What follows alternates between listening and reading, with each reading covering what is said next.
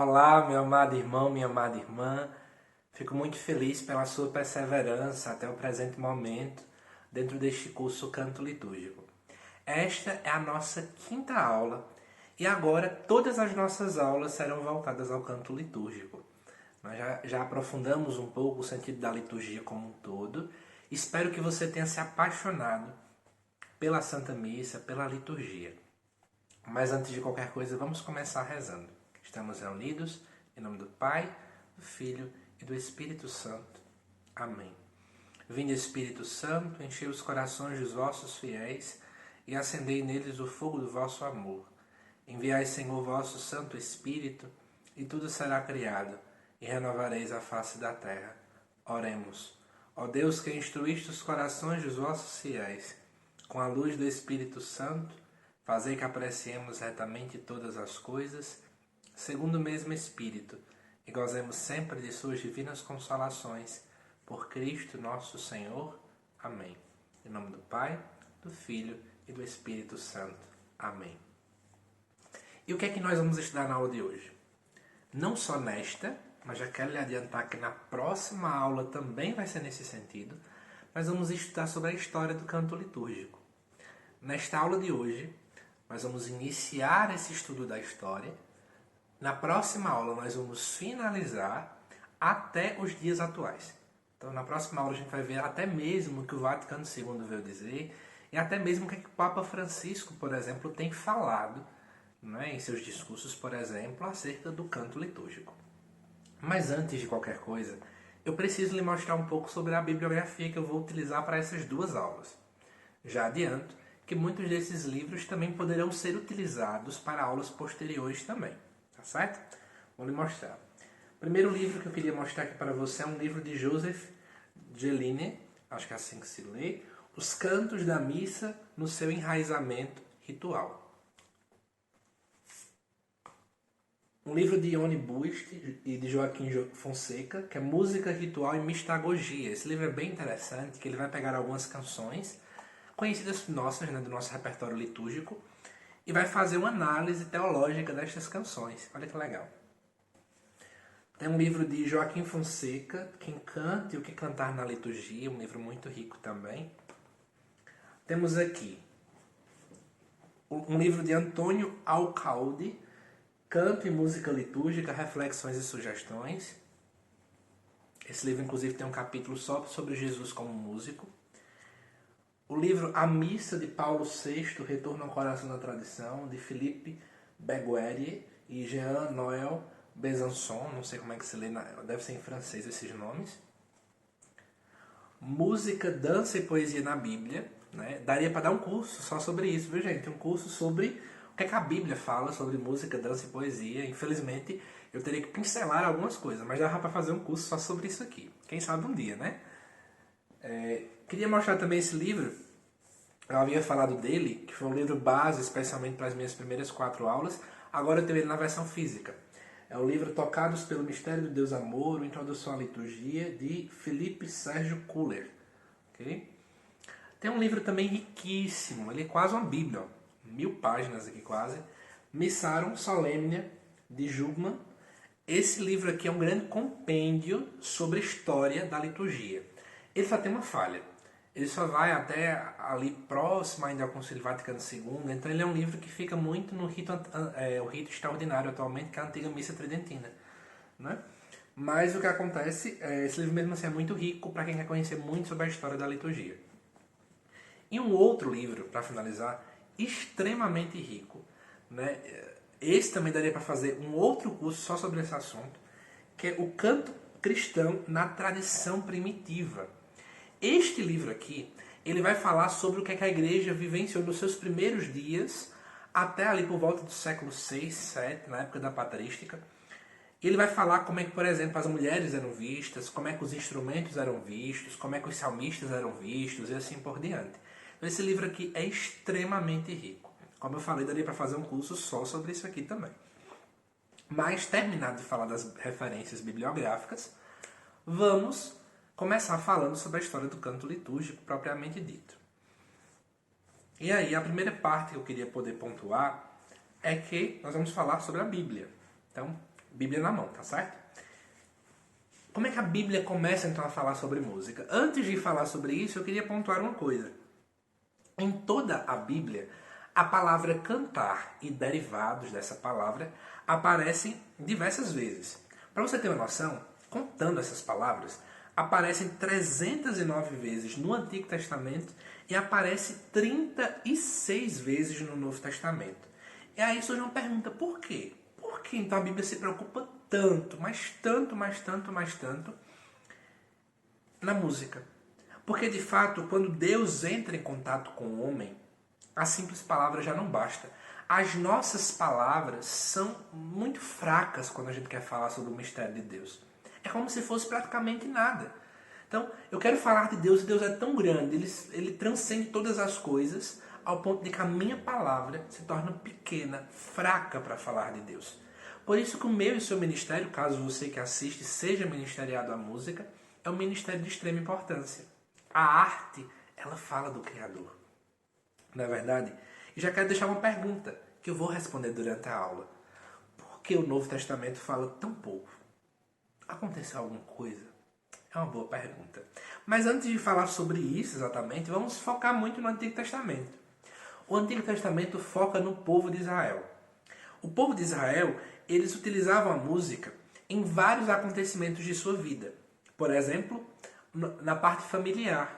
Né? Quando uma pessoa morria, se tocava, por exemplo, flauta. A gente vê indicativos disso nos evangelhos, é falado sobre isso também.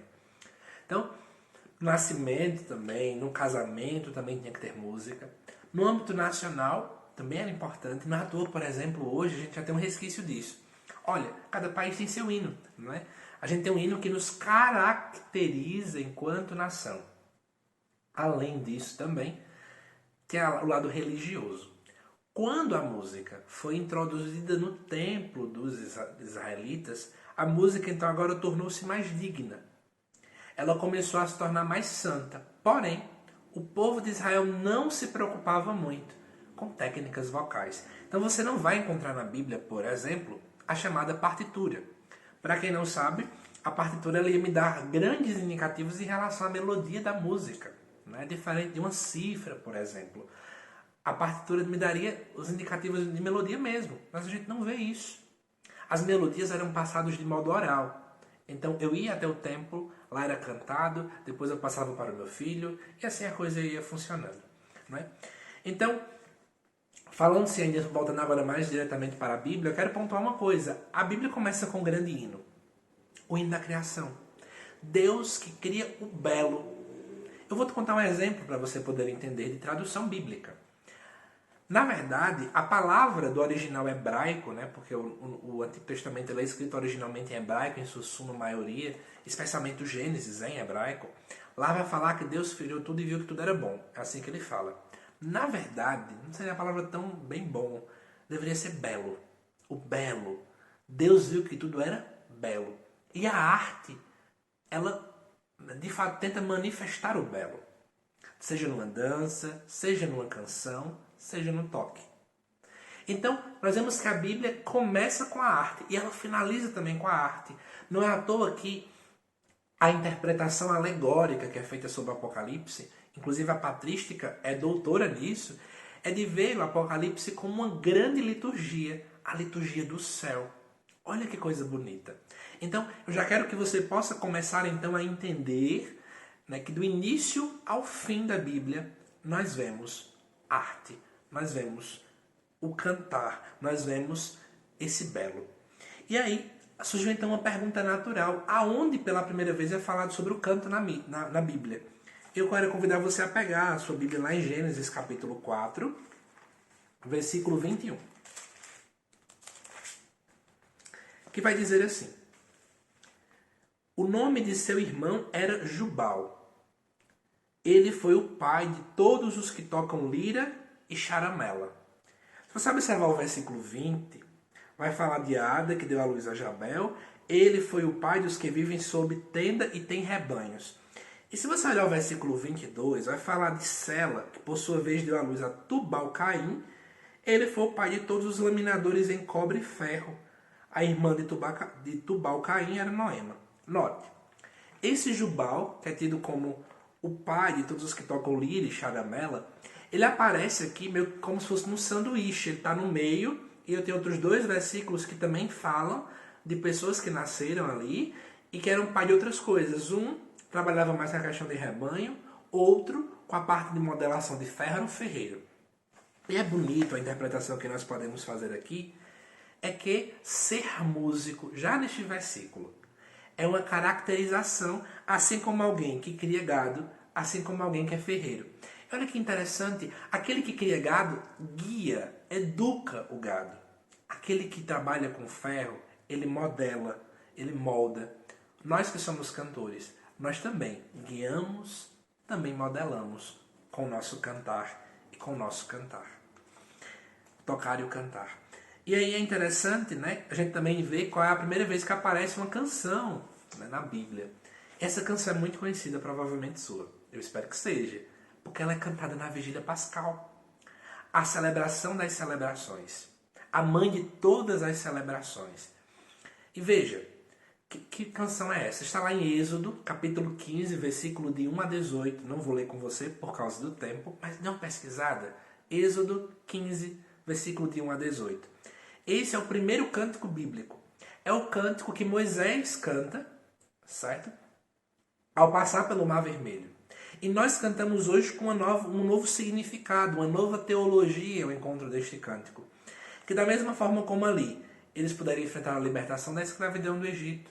Agora, nós cantamos com Cristo, o novo Moisés, que nos libertou da escravidão do pecado. Olha que bonito, não é verdade? E aí é interessante, eu queria dar alguns pontos históricos aqui para você também, que na época de Salomão, na Bíblia vai dizer que existia 4.000 cantores no templo.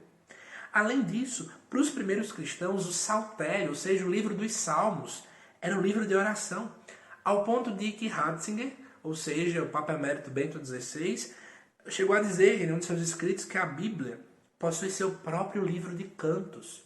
Os Salmos é como se fosse um grande inário, né? Um grande livro de hinos dentro da Bíblia. Tá vendo que coisa bonita? Quero até falar para você que é salmista, que está me assistindo agora. Preste atenção nesta aula, que é o que eu estou lhe dizendo. Você canta na missa justamente aquilo que é o inário da Bíblia. Perceba a riqueza do seu ministério? Mas vamos continuar.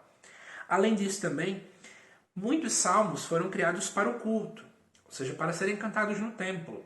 Outros eram para serem cantados no dia a dia, nas dificuldades, na alegria. Inclusive, alguns salmos eram para serem cantados com instrumento. Vamos ver aqui? Pegue sua Bíblia lá em Salmo 4, versículo 1. Que vai dizer assim no versículo 1. Do mestre do canto com instrumento de corda. E é interessante que esse salmo é a oração da tarde, olha.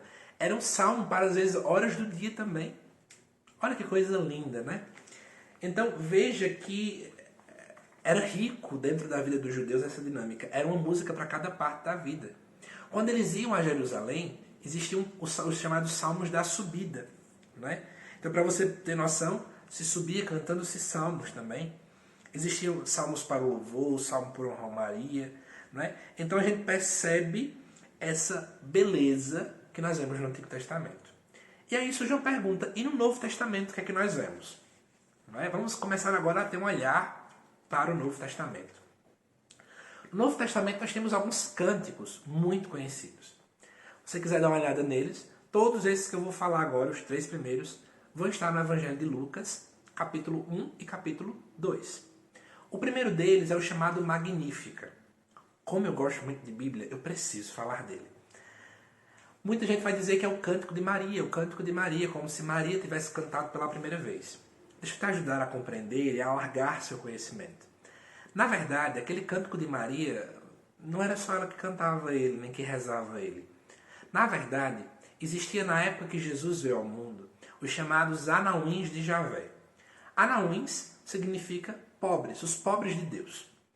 E por que eu estou falando desses pobres de Deus? Eram pessoas que viviam à margem da sociedade, mas que esperavam a vinda do Messias. No caso, Jesus. Maria, como também José, eram um destes anauins de Deus. Então eles cantavam muitas orações que eram de fato releituras do Antigo Testamento, trechos do Antigo Testamento. Um deles era o Magnífica. É claro que São Lucas, ao escrever seu evangelho, ele vai fazer pequenos acréscimos à oração, colocando coisas que se encaixem diretamente em Nossa Senhora, uma vez que dos 4 evangelistas, Lucas é o mais mariano, é o que tem um protótipo de mariologia mais avançada, não é? Então, queria que você entendesse isso. Não só o Magnífica, viu? Tem outros também aqui. O Benedictus, que é a oração que Zacarias vai fazer, né? Poucos versículos depois do Magnífica, e também o Cântico de Simeão. Todos se encontram nos 2 primeiros capítulos de São Lucas. Continuando ainda, temos o chamado hino cristológico, que está lá em Filipenses 2, versículo de 6 a 11, né?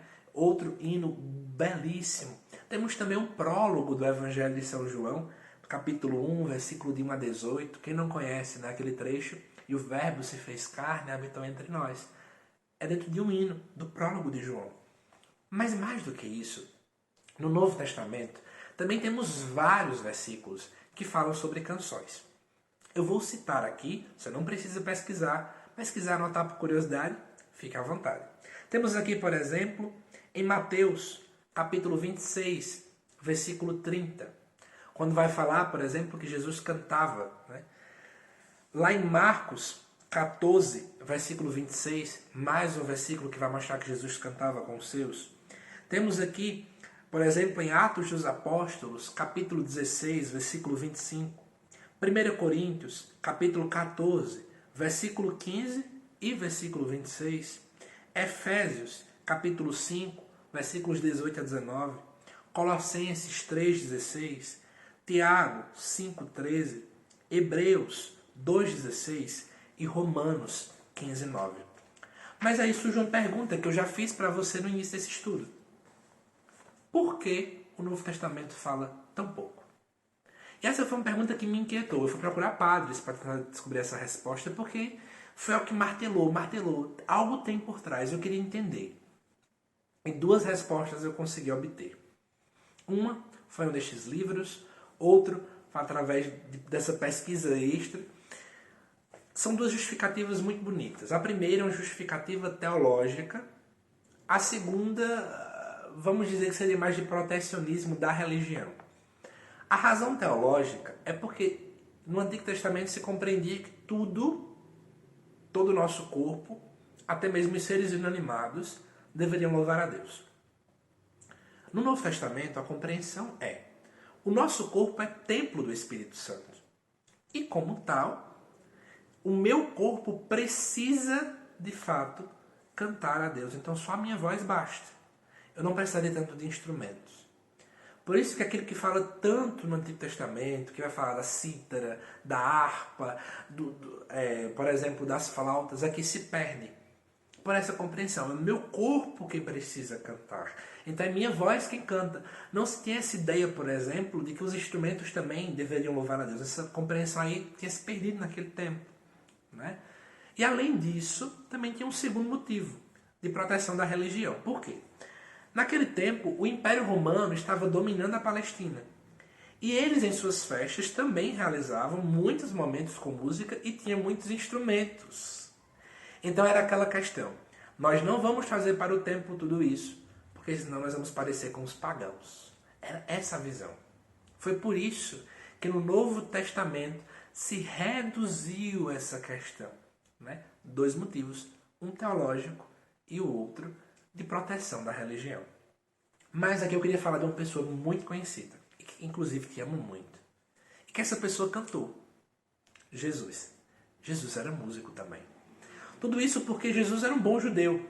E ele vivia numa terra, né, diante de um povo que expressava sua fé cantando. Logo, ele, como todo bom judeu, cantou também. A gente não precisa nem pensar muito longe.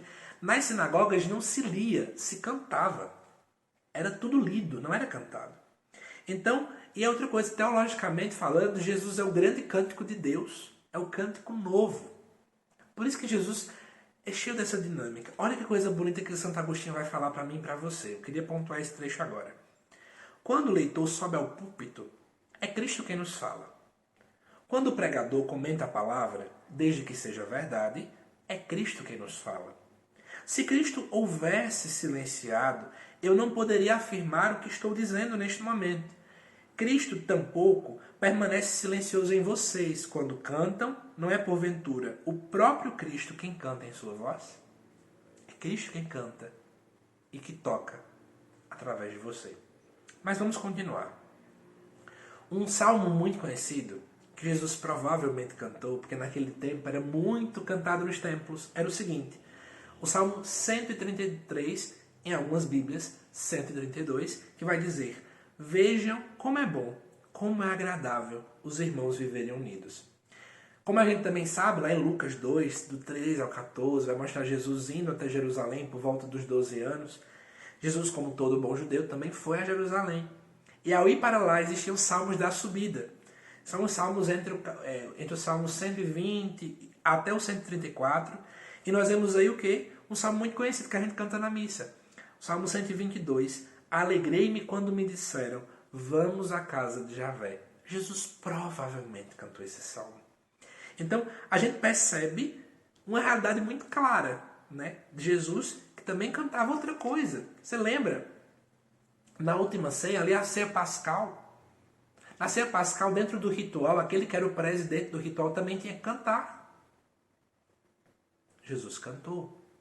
E por fim, para você ter ideia, tinha-se uma visão de um chamado Orfeu, de uma fábula grega. Orfeu, se eu não me falha a memória, era tipo um deus. E ele amansava animais selvagens com seu canto.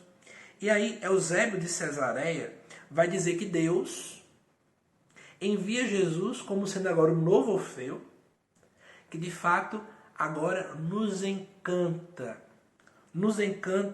com as suas melodias, que é o seu amor, que é a sua misericórdia. Por isso, Jesus era sim músico. E ainda, indo lá para Apocalipse, se você ainda quiser referências do Novo Testamento, dá uma olhada lá em Apocalipse 5, versículo de 6 a 10, Apocalipse 14, do versículo 1 até o 3, e Apocalipse 15, do versículo 2 até o 4. A Bíblia é cheia de música.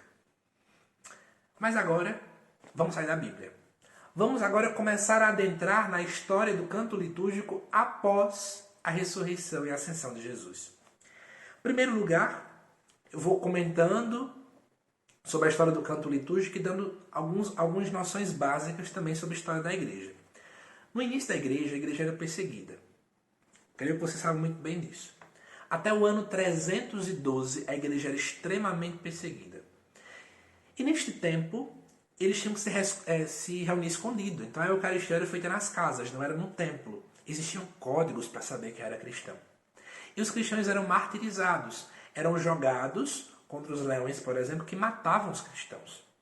Então vejam que eles cantavam, tem referência sobre isso, cantavam em suas primeiras reuniões e cantavam até quando eram martirizados. Era o cântico que eles faziam, eram sendo perseguidos e eles faziam o quê? Cantavam. Olha que, gente, isso é muito rico para nós. Os primeiros cristãos cantavam durante a perseguição. No ano 112, um autor latino chamado Plínio Jovem, enquanto ele fez uma carta para o imperador Trajano, ele dizia assim: eles, os cristãos, se reúnem antes do amanhecer e cantam a Cristo, a quem consideram como Deus. Eles cantavam ao Cristo, isso era conhecido pelo povo. Os cristãos eram também reconhecidos pelo seu cantar. É uma identidade do cristão. Está percebendo? No século II, começou a surgir algumas controvérsias. Entenda, tudo na vida evolui. Da mesma forma, a compreensão teológica da igreja. E nesse tempo começou a surgir algumas controvérsias, porque a igreja começou a se estruturar pouco a pouco. E a primeira controvérsia foi a seguinte: só se pode cantar os salmos de Davi ou não? Podemos cantar outras canções na liturgia ou não?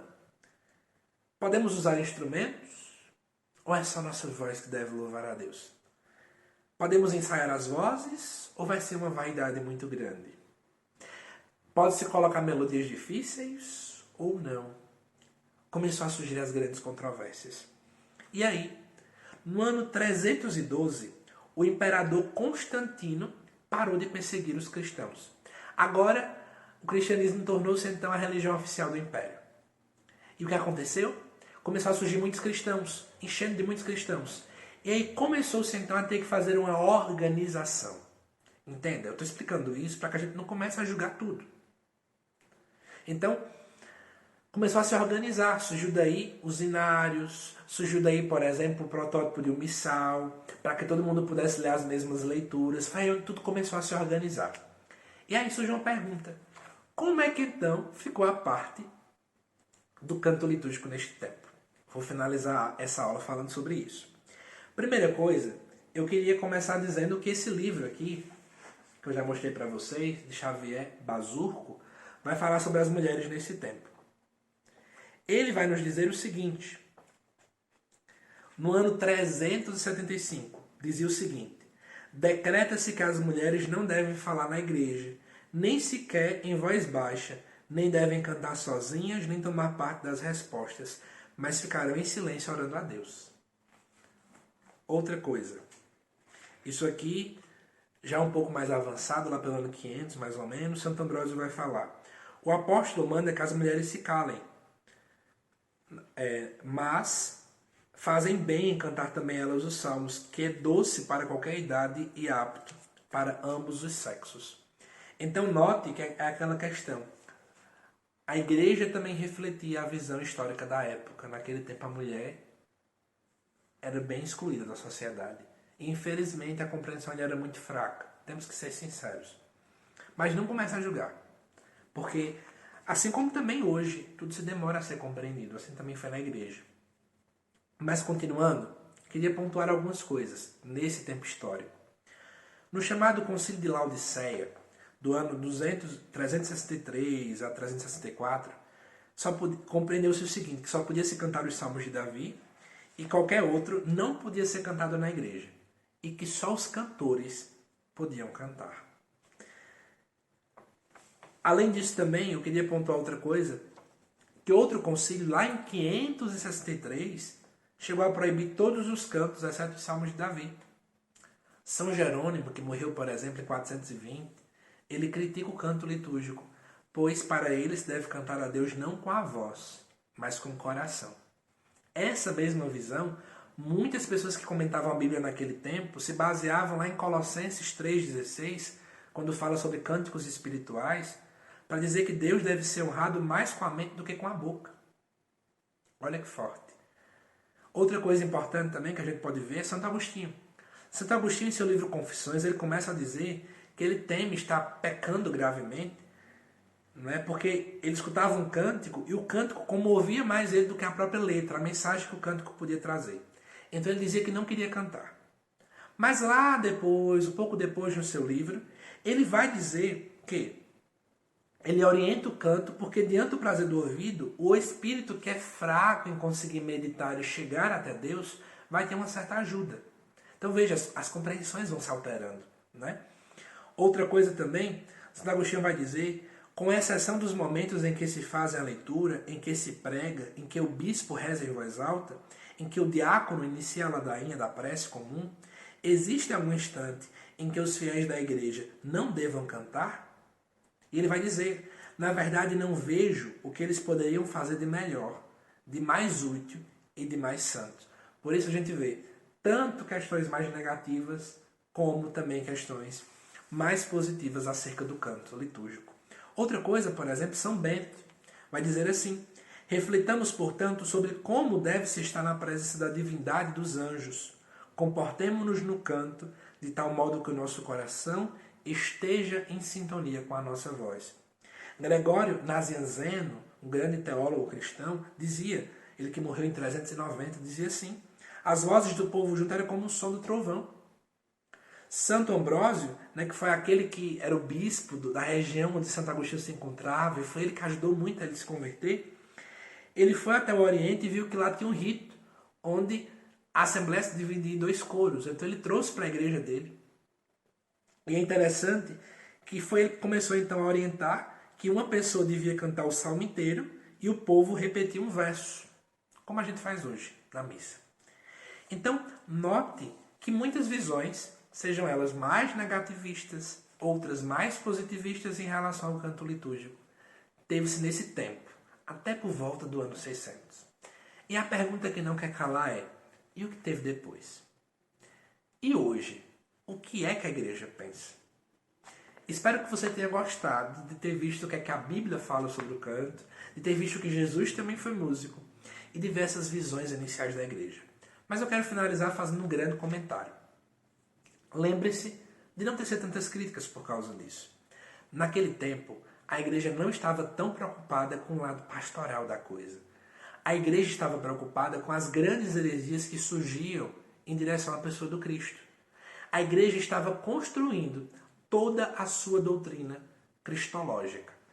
Então, diante dessa dinâmica todinha, algumas coisas ficaram mais à margem da profundidade, do aprofundamento teológico. Isso refletiu em alguns assuntos como esse. Nós vemos várias opiniões distintas e às vezes a igreja não dava um parecer tão oficial. Mas espero que você tenha gostado dessa aula de hoje. Até o nosso próximo estudo, onde nós vamos continuar esse estudo. Será mais rápido, temos poucas coisas agora. Creio que em 5, 7 minutos finalizamos e vamos começar a ver do Vaticano II para cá. Que Deus te abençoe e até a próxima aula, se Deus quiser.